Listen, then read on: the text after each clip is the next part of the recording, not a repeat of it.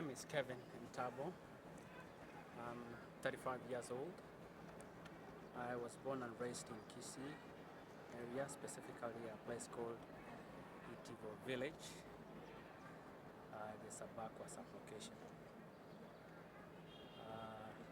I'm the 14th child of the late Mama Truphena Kemuma. Arika? I'm the 14th child of the late Mama Truphena Kemuma, who we laid to rest on Friday the 23rd. May she rest in peace.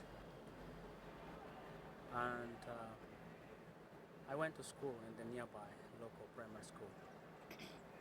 I worked so hard because of the nature of the locality. People perceived it as low class, but because of the hard work, we beat the odds of middle class, and we went to an average school, which is high school. And then we did exemplary, and I went to college to study accounting. Then I did bachelor's in accounting, did very well, flying colors from Kisii University. I can say my childhood life has been so difficult because we were raised to poverty and limited resources. Coming from a big family like that has its own challenges, especially feeding or meeting the basic needs like food, shelter, and clothes. But my parents, they were very hardworking. They tried everything they could to support us. They believed in one thing: hard work is the only key that can equalize you on a high table. My father, even now, is 94 years old, but he only knows two things.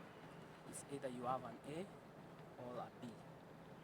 The rest doesn't matter to him. So through that discipline, we didn't sway away from the norms of our culture. We worked so hard.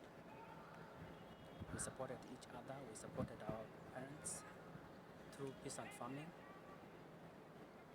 Our parents had a small, relatively small farm, but it was well enough to cater for our needs. Imagining raising 14 children, going to a grocery shop, buying food for 14 children. How much will you spend on that in one city? Assuming that you want to give them 3 meals. That's breakfast, lunch, and dinner. So my mom figured it out. She had all the resources that she needed. She had the land, she had the labor. And who is the labor? Herself, my father, and the 14 siblings.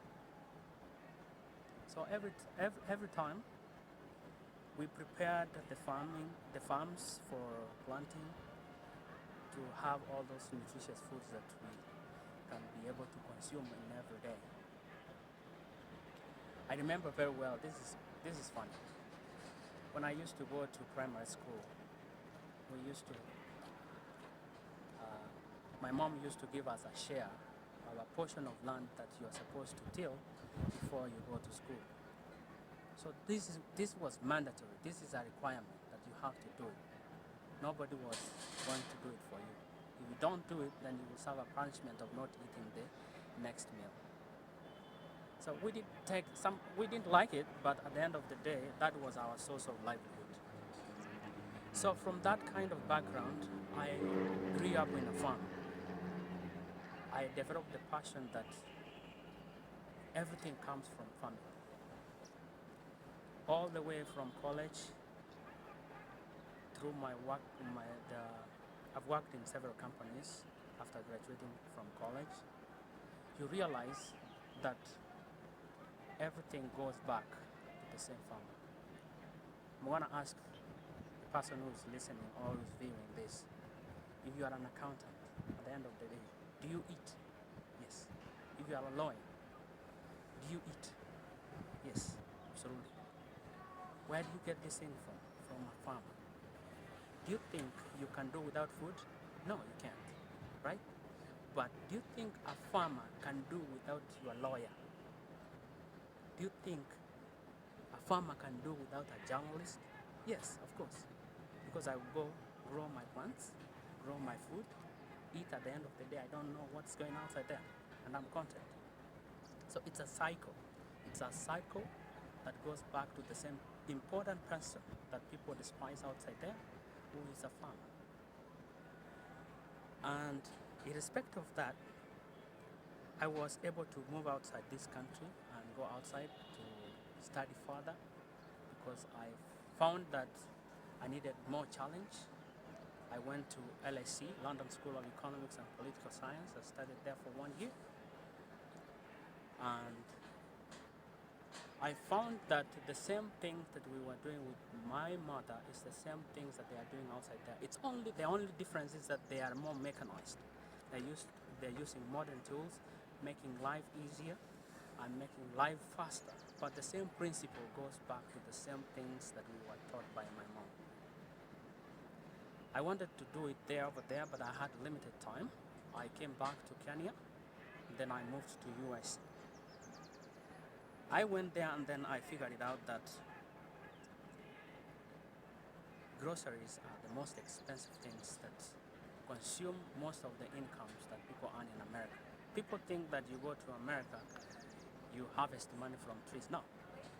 The money is there, yes, when you convert it to Kenyan currency. But at the same time, the bills take it. Like you earn more from this side and then they take it from the other side. So I wanted to find a way that I can cut these costs.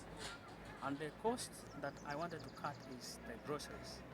The things that I can grow using my own hands